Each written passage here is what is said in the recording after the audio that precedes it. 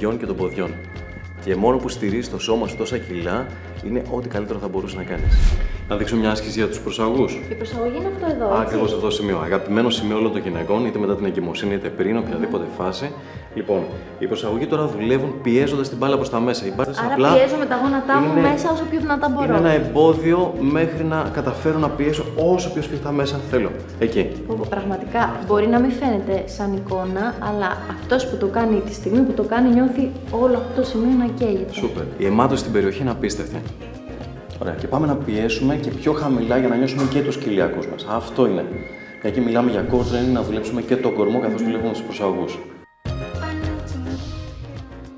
Αναρωτιέμαι σε τι μπορεί να βοηθήσει αυτός ο δίσκος μια γυναίκα που μόλις έχει γεννήσει.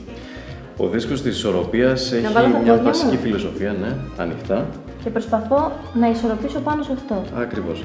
Για να προσθέσουμε κάτι σαν δυσκολία μέσα σε όλη την άσκηση, σου δίνω μια μπάλα. Αυτή δεν είναι μια απλή μπάλα. Να ξέρετε ότι δεν είναι απλή μπάλα, έχει μέσα νερό. Πόσα κιλά είναι? Είναι 3,5 κιλά συγκεκριμένη. Μάλιστα. Και από εδώ που είμαι, χαμηλώνω και κρατάω την μπάλα μακριά. Και επανέρχομαι ψηλά.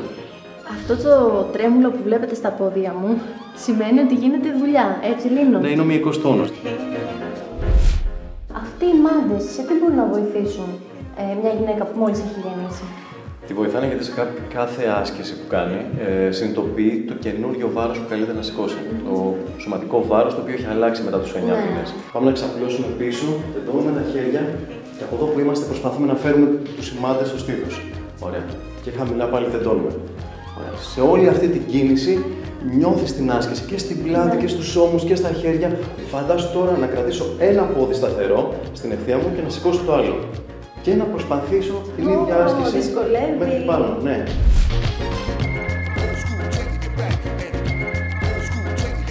Η Active Ball είναι μια fit ball γεμισμένη με νερό. Δημιουργεί αυτή την αίσθηση του βάρους, αλλά ένα απρόβλεπτο βάρος, γιατί είναι γεμισμένη με νερό που οποιαδήποτε κίνηση κάνω εντείνει τους μυες μου και δημιουργεί αυτή τη δυσκολία. Σου θυμίζει κάτι σαν βάρος? Την κοιλιά που είχα. Ακριβώς αυτό. Και είναι 8 κιλά. Δεν είναι 18 που πήρα εγώ στην εγκυμοσύνη. Ωραία. Το πιάσαμε το υπονοούμενο λίγο. Οκ, πάμε να κατεβούμε χαμηλά, μικρά καθίσματα, κρατάω την μπάλα μπροστά. Το ακούτε το νερό που έχει μέσα? 8 κιλά νερό. Αυτό είναι.